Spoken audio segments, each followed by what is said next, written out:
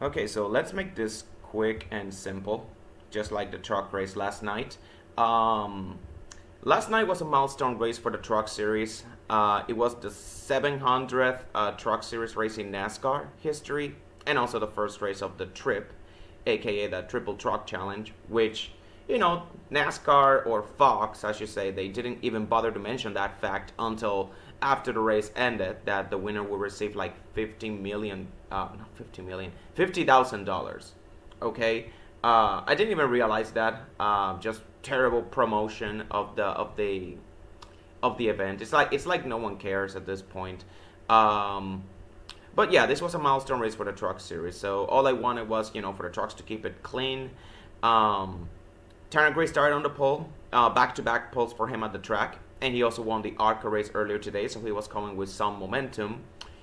Corey Heim second, Ty Majeski third, Raja Karur fourth, then Lane Briggs fifth, Chase Purdy sixth, Connor Mosak running the seventh car for Spire Motorsports. He started seventh.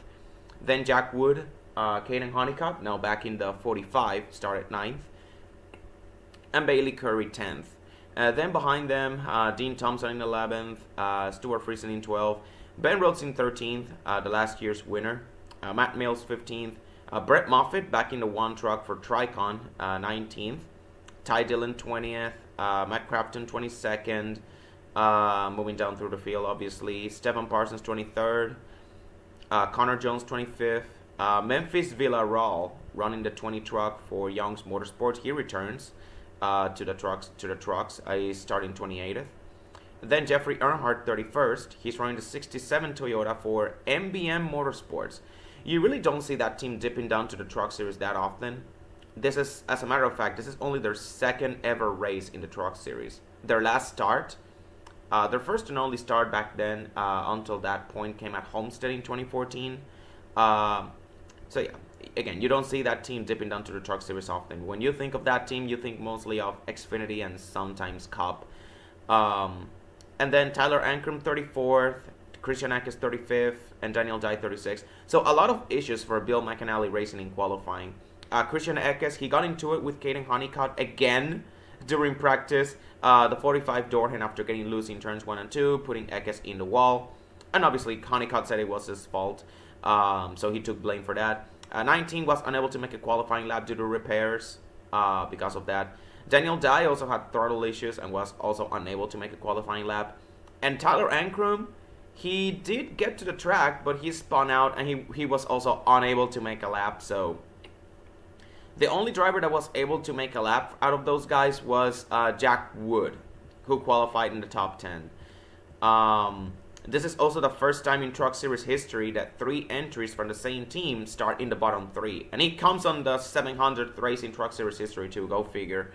So yeah, only 38 trucks showed up actually. 36 trucks made the show. Justin Carroll and Jennifer Jo Cobb, they failed to qualify. And Jeffrey Earnhardt, in addition to the McAnally cars, he has started to the rear for unapproved adjustments.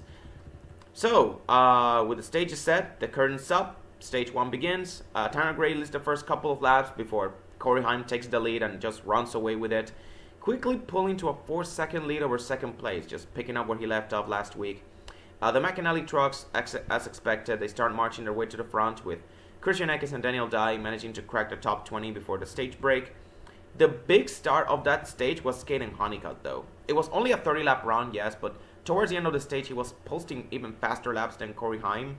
So, again, he definitely had a long run truck. If he kept it clean and the race ended on a long green flag run, he would definitely be a threat at the end. It's so unfortunate he was 4.5 seconds behind by the time he got second, because I feel he could have made something happen otherwise. And again, it's only a 30-lap run. There's only so much you can do. So, Corey Heim cruised the stage 1 win with Honeycutt second, Tanner Gray third, Raja Karur fourth, then Ty Majeski 5th, Lane Briggs 6th, Chase Purdy 7th, Dean Thompson 8th, Ben Rhodes 9th, and Connor Mosak 10th. Christian Eckes, he made it all the way up to 13th after starting from the rear, along with Daniel Dye 19th and Tyler Ankrum in 24th. Then we go to pit road, the leaders pit. Tanner Gray wins the race of pit road over Corey Heim and Caden Honeycutt. And we had a close call between Lane Riggs, Ty Majeski, and Raja Karuf, where at 38, he left his stall unaware he had not one but two trucks to his right. He made contact with Majeski, and the 98, he made contact with Raja Karuf, sending him to the grass. The 71 had to pit again to fix any potential tire rub. And this basically ended just tanking his run because he was never able to recover after that.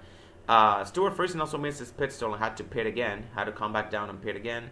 And Christian Eckes, a long stop to change a battery. He was reporting voltage issues towards the end of the stage, so he was sent. He had to restart like outside the top 25, I believe. And Jeffrey Earnhardt also got penalized for an uncontrolled tire. So plenty of issues on pit road on this stage break. Then we go to stage 2. Caden Honeycutt, he tries to make his move on the outside of Corey Heim, but he cannot make it stick. And he falls outside of the top 5. Up front though, Tanner Gray leads. And he held up a lot better than in stage 1. He put up a fight with Corey Heim, and he made him work a little harder for it. 11 truck even got loose trying to make the pass, but in the end, there's only so much you can do when you're going up against Heim time. So the 11 truck, he retakes the lead, and he started to slowly pull away again. Not as much as he did in stage 1, as Tanner Gray held up much better this time around, but same story. Corey Heim just wins stage 2 with little challenge, essentially sweeping the stages for the second time in the last 3 races. Tanner Gray finished second. He still finished 4.5 seconds back, but he lasted most of that stage about a second behind before Corey Heim took off in the long run. Like in the last 10 laps, he opened up a 3-second lead. So, again, just like Honeycutt, Heim also has a great long run car. Chase Purdy third despite catching some debris on his grill.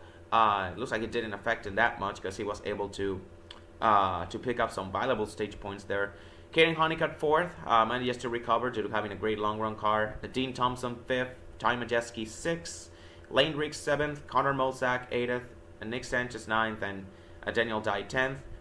Eckes finishes 20th after having to restart at the back of the field due to the long pit stop to fix his voltage issue. But thankfully there were no issues, no more issues after that.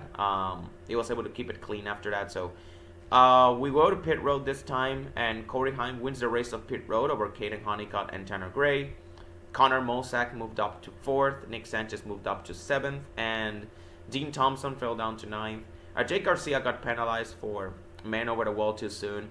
And Caden Honeycutt, he also got penalized for removing equipment after a fuel can got stuck to his truck. The fuel man was unable to get it out, and he came back to the track with the can still attached. Obviously, it comes up before he comes back down to pit road, but that's still a penalty. It's a really tough break too, because he was, in my opinion, the one guy that could have challenged Corey Heim for the win in this race. So we go to stage 3, and as usual for a truck race, well, stage 1 and 2 are pretty tame. Stage 3 is when things get messy. And as soon as the stage begins, we have a 4-truck wreck entering turn 3. Tyler Ankrum got spun after getting hooked by the 1 truck of Brett Moffitt. It looked like he tried to come back up, but he wasn't clear, so he spins, counts up the track sideways, and collects Thad Moffitt, Keith McGee, and Jeffrey Earnhardt, all 4 trucks out of the race, and that's a DNF. It's a really tough break, particularly for Ankrum after starting the season off strong, even leading the point standings at one point. But this will now be his 4th finish outside the top 20 in the last 6 races. So what looked like a surefire playoff candidate early on, he's slowly starting to fall back into the bubble. Now, obviously, a lot of the drivers that were in the bubble had pretty good points days, and the guys that were below the bubble, they had pretty bad points days. So because of that, Ankrum was able to keep his cushion. So thankfully, but still, that team just is entering this final few weeks of the regular season with negative momentum. So, some drivers, they took the opportunity to pit for fuel during this lengthy caution. Nick Sanchez, who was reporting a potential loose lock nut, he pitted. Caden Honeycutt, Christian Eckes, who also took 4 tires, pitted. Connor Jones, Stuart Friesen, Timmy Hill, Jake Garcia, and Mason Massey. So we go to the restart. This green flag run is not long either. It only lasted like 5 laps as Matt Crafton hit the wall off turn 4 shortly after restarting, and the tire blew out a few laps later on that same spot. So this last caution forced the leaders close to, or inside their fuel window. So we saw a bunch of guys coming down pit road this time around. The only guys who stayed out were Chase Purdy, Parsons, Mason Massey, Friesen, Connor Jones, Spencer Boyd, and Christian Eckes. And also Bailey Curry stayed out. Curry pitted while the pit road was closed though, while pits were closed though, so he will be restarting at the rear. Everyone who pitted took 4 tires though, with the exception of Lane Riggs and Brett Moffitt, who only took 2 tires. And Corey Heim has some big issues because the jack broke during his pit stop and had to be replaced midway through. This caused Heim to lose a lot more track position than he would have liked. So we go to the restart now. The run order has been jumbled up, and Chase Purdy leads, but not for long, as Christian Eckes, the guy who got started in the back and could only make it back to mid-pack before another issue set him back again. He finally takes the lead. He now has a track position, and he's not letting go of it. Behind them, however, it's Heim time. Corey Heim, he restarted 27th all the way back after his bad pit stop, and only 6 laps later, he was back in the top 10, and I just have no words. Even when you think he's down for the count, he just comes back with sheer speed. And the most amazing part is how he's able to keep it clean all throughout, despite having to constantly change lanes to pass the other guys, which is one thing that most other truck drivers are sorely lacking, by the way. He's making it look easy. The guy was on video game mode tonight. The broadcast was talking about how he could potentially need a caution to get back in contention. Bro, at the pace he was going, he could very well make up the entire deficit under green. I am not kidding. Because check this out. When Corey Heim got into the top 10, he was 6 seconds back from the lead. When he got into 5th with 30 to go, he was 3 seconds back. He was not losing any time, even when dealing with traffic. Like, yeah, it helped that the leaders up front, Eckes and Chase Purdy, they were saving a little bit of fuel and also battling for the lead all throughout. But still, the fact that he just opened the door himself with no outside help is incredible in and of itself. So, we go into the 20 to go. And Caden Honeycutt, who is also good to go on fuel and was, in my opinion, the only guy capable of challenging Corey Heim for the win, he's still around. He catches up to the 2 leaders, and he makes it a 3-truck battle for the lead, at least until Chase Purdy hits the wall while running second, and then hits it again 2 laps later after blowing a tire due to the prior contact. So, a caution comes out. I'm going to pit road. And despite having a golden opportunity to pit for fuel and tires, Christian Eckes decides to stay out. He's not wanting to risk. He's not losing track position anymore. He got a taste of the lead and he's not letting it go. So only Stephen Parsons, Ty Majeski, Ty Dillon, Roger Caruth, and Mason Maggio also stay out, and everyone else pits. And wouldn't you know it, both Corey Heim and Caden Honeycutt have issues. The air wrench, in the case of Caden Honeycutt, the air wrench on the 45 broke, and that was just catastrophic. It basically ended whatever chance he still had at the win. And replacing a broken air wrench is not as quick as replacing a broken jack, because the air wrench is attached to a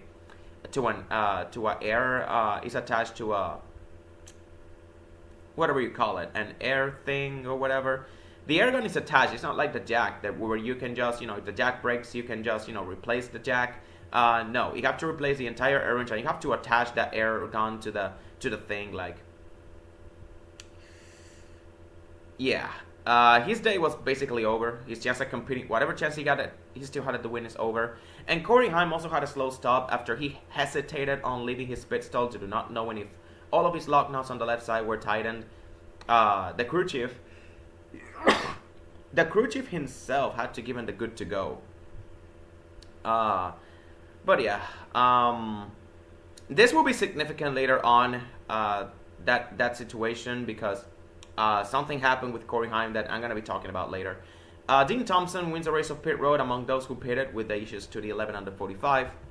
And we go to the final restart of the race. Christian Eckes leads, but Nick Sanchez, with a power move of turn 4, takes the lead away from him, leaving the 19 at the mercy of Corey Heim, as well as the other guys who had pitted for fresh tires.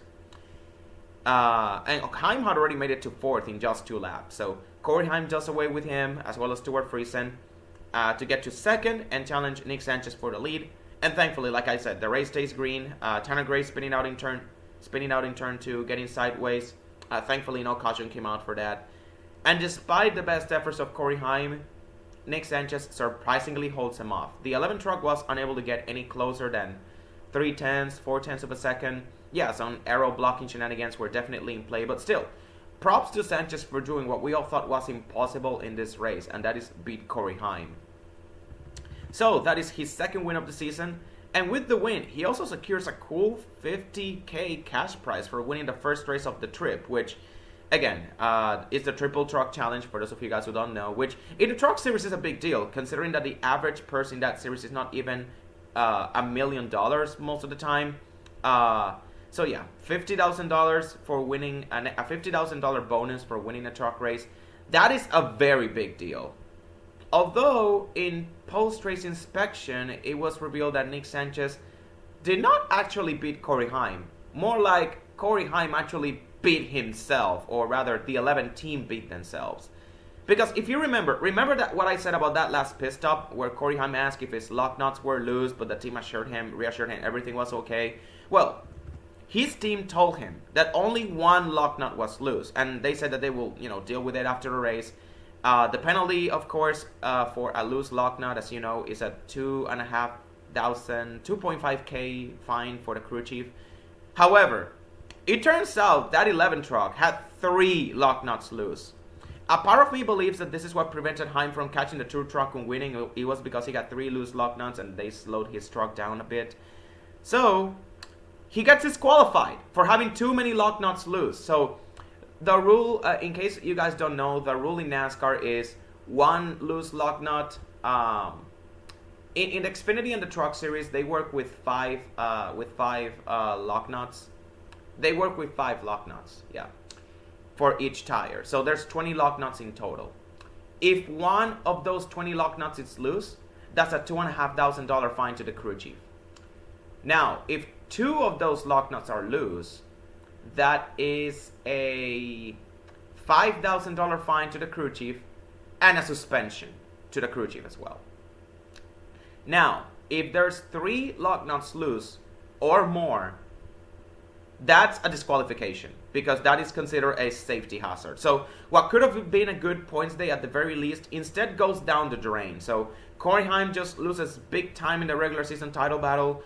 He loses the 2 playoff points that he could have won for at least winning both stages. So now those stage points will now go to Caden Honeycutt for winning stage 1. Not that it matters. The playoff point doesn't matter to him because he's not a full-time driver. But yeah, he wins the stage 1. He will be credited with a stage 1 win. And the stage 2 win will go to Tanner Gray. And the worst of all, his average finish that looked pretty spotless outside of, the wreck at Darlington, it has tanked big time. It has tanked really big time. This is like the first blemish on what has been a perfect full-time, in what has been otherwise a pretty flawless or close to flawless truck series career for Corey Heim. So yeah, it really sucks to see, but let's look at the notable finishers, because Stuart Friesen, who originally finished 3rd, and of course everyone who finished behind Corey Heim, which was nearly the entire field aside from Nick Sanchez, they move up a spot because Corey Heim has now been moved down to last place. So Stuart Friesen, who originally finished 3rd, now will be credited with a 2nd place finish, which is his best finish of the season. Grant Enfinger 3rd, Matt Mills 4th, which is basically his career best finish. Ben Rhodes 5th, his performance has improved since the crew chief swap. They must still be in the honeymoon phase though, by the way. Jake Garcia 6th, Caden Honeycutt in 7th. Nice rebound after his disastrous final pit stop. Connor Molsack finished 8th, Dean Thompson 9th, and Christian Eckes 10th. He had originally finished 11th after the decision to stay out backfired, but hey, with Heim getting disqualified, at least he salvaged a top 10 out of it, and he now has the points lead. He has now retaken the regular season points lead for that. Going down through the field, Connor Jones in 11th, Chase Purdy 13th after hitting the wall late, Brett Holmes 14th, Brett Moffitt 15th. I honestly expected more out of Brett Moffitt now that I see that he finished only 15th. I don't think I saw him much in the top 10. Maybe for some time in stage 3, but that was during strategy. Tanner Gray 17th. Great points day for him. He now has a decent cushion come playoff time. Mason Massey 18th. Spencer Boyd 20th. Jack Wood 21st. Ty Majeski 23rd. Stephen Parsons 25th. Lane Riggs 28th. Lawless Alan finished 30th after pitting with a flat tire early during that second last green flag run, so around lap 95, I believe. Then Matt Crafton 31st after hitting the wall and bringing out that second last yellow. Tyler Ankrum 32nd, Jeffrey Earnhardt 35th, and then Corey Heim 36th, obviously, for nearly winning the race to finishing last and having nothing to show for it points-wise, all because of some goddamn lock nuts. Again, I'm not saying the rule is bad or dumb.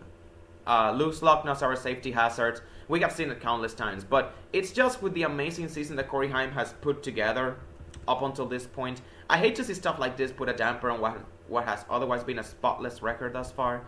At least those who watched the race knew he was the guy to beat, and no one can take that away from him. So, overall, that was a nice little truck race. Those few cautions in stage 3 did not take away from the action. Instead, they added to it with a pit strategy and whatnot, and a little bit of fuel mileage thrown into the mix before that final caution came out. And you know, now that I see the playoff grid, it may be too early for me to say this, but I think this two-man title fight between Corey Heim and Christian Eckes may have just become a three-man battle with the addition of Nick Sanchez. That's right, we got a new big three in the truck series: Corey Heim, Christian Eckes, and Nick Sanchez. All that's left now is to see who the fourth guy would be to complete the championship 4 at Phoenix, because those three, in my opinion, they're right now, as of right now, those three are basically shoo-ins. Who's going to be the fourth guy, though? Place your bets right now. Is it going to be Ty Majeski? Again, he needs to win a race. It's probably going to come in the playoffs, knowing him, but he needs to win a race. Or is it going to be Ben Rhodes again? Mr. Attrition himself? Or maybe we have a surprise and Taylor Gray finally breaks through and wins his first career race and finally, you know, makes a miracle run to the championship 4. Or is that going to be Roger Caruth? Because Caruth, ever since he won that race at Las Vegas, he has been pretty quiet, not gonna lie. It's not like, aside from that crash at Darlington, he has kept it clean, but he has just finished mid-pack. He hasn't really run top 10, finished in the top 10 that much. So, but hey, maybe he gets a couple of good finishes between now and the end of the regular season that gives him some momentum to hopefully make a championship 4 run. But yeah. As you can see, there's plenty of candidates to challenge the big three, but I still think it's going to be a title battle between Heim, Eckes, and Sanchez. Also, before I wrap up this video, because it's literally time for the Xfinity race. I haven't even noticed the race started at 1 p.m. I thought it was going to start much later than that, but before I wrap up this video, I just wanted to give a shout out to Chris Showalter, the man who has seen it all when it comes to the truck series. This guy right here has worked as a crew member, a mechanic, you name it. But the point is, Chris Showalter, he has been involved for some team for every single truck series race. All 700 truck races in history have had the name Chris Showalter somewhere on it. That man's passion and dedication to the sport is unmatched. And also, Nick Sanchez just dedicating this win to him and him saying that this, because he was interviewed with, and by the way, shout out to Fox for interviewing him, because these are the stories that really matter to us true NASCAR fans. And saying, you know, him saying that this is the best moment of his career, that's a lot. That says a lot, and he brought tears to his eyes. You can tell that moment honestly meant a lot to him. But for him to go out and say, this is literally the #1 moment of my life. You know, Nick Sanchez dedicating that win to him after winning the 700th Truck Series race. Again, that says a lot, considering that he has been around in the Truck Series like since forever, since the series started back in 1995. And please, if someone is watching this video, please, someone sit down with Chris Showalter. Be an interview or a podcast, and get as many stories as you can from him. I'm sure he has a lot to tell. He's literally, like I said, he's literally seen it all in the Truck Series. He is a walking history book. But again, I just wanted to wrap up this video with just showing some appreciation for the guys that actually make the sport move. And yeah, it's literally time for the Xfinity race. I didn't even realize the Xfinity race started at 1 p.m. I'm still like thinking that every race starts at 3 p.m. for some goddamn reason. But yeah, I'm gonna wrap up this video now, and let's see what the Xfinity race has in store for us.